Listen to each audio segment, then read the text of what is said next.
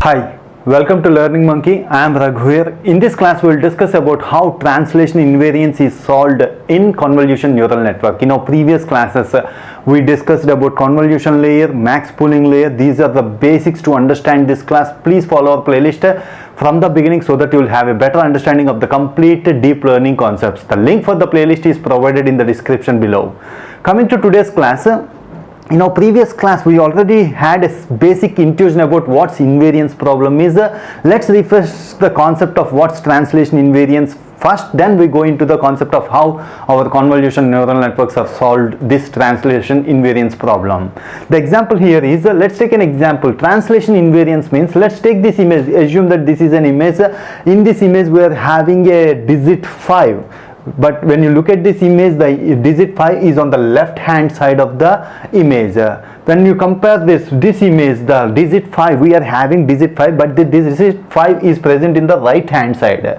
So this is what we call it as translation invariance. Our convolution neural networks has to be identified. They have to identify whether the digit present in left hand side, right hand side, or in the middle, or in the up, or in the down, anywhere it is, we have to identify, or CNNs have to identify digit 5. That is what we have to do. That is what the CNNs have to be done. Okay, but our previous standard neural networks, which we discussed, artificial neural networks, they are not able to solve this problem. So what we are doing here is, so let's try understand with an example. So let's consider the standard neural network. This is our standard neural network, means artificial neural network, which we discussed in the beginning of our playlist. So we are having a neuron here, and if you take the image as an input, all the pixel values that are present in the input is considered as the input here. P1, P2, P3, so on, m pixels are there. All these pixels are considered like this. Each pixel is taken as an input to the neuron. We will apply weights here. The output which we got from this neuron is taken as input to the next layer. This is how our ANNs work. So let's take the example. During the training process, if we have given for our standard neural network, all the images, these are the images which we are provided during the training phase. All these images consist of a digit 7 on the left hand side. So when you take an image that in our testing time, during the testing time, if you take the image that is having 7 on the right hand side, our standard neural networks not able to identify that.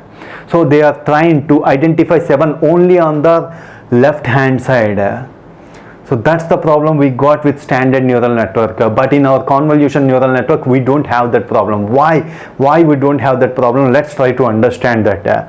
So these are the basic structure of CNN. All these basics were clearly discussed previously. Let's take the image. The image is sent as we are applying the filter F1, F2, so on, Fn. N filters are applied. Each filter is applied, convoluted on the image. The output that we got here is an image. This image is given as input to the max pool layer, and again on the output that we got from max pool layer is taken as input to the next convolution layer. The output which we got from the convolution layer is taken as input to the max pool layer. This is what happening in the convolution neural networks. So what happens when we discussed in our previous classes, what convolution layer is doing? It is trying to reduce the image size without losing the shape of the item that we want in the image. Target that we want in the image, means it is not losing the shape, means we are not losing the features. It is trying to reduce the image size without losing the features. After the output that we got from here is taken as input to the max pool. What's max pool layer is doing? The same thing it is doing. We are reducing the size of the image to half without losing the features. Again it is taking into the next layer, again reduce the image without losing the features, again reduce the image without losing the features. After some time, what happens? We remain with only features. So based on the features that we got from the image, we are identifying that whether the digit 7 is present in the image or not. That is how convolution neural networks are working. So what happens here? If you give an image during the training, assume that during the training process we have given images which consist of digit 7 only on the left hand side. What's problem? No problem. If you during the testing time, if you give the image that consists of digit 7 on the right hand side, we will send it into the CNN. So what the CNN is doing, it is trying to eliminate the remaining part just to keep the features. Based on the features, we can identify that this is digit 7. That's why CNNs are, both the combination of CNN and MaxPool is helping us in providing translation invariance problem. We can solve that using this convolution neural networks. Hope you understand the concept. In our next class, we discuss about what's the problem we'll get with max pooling layer.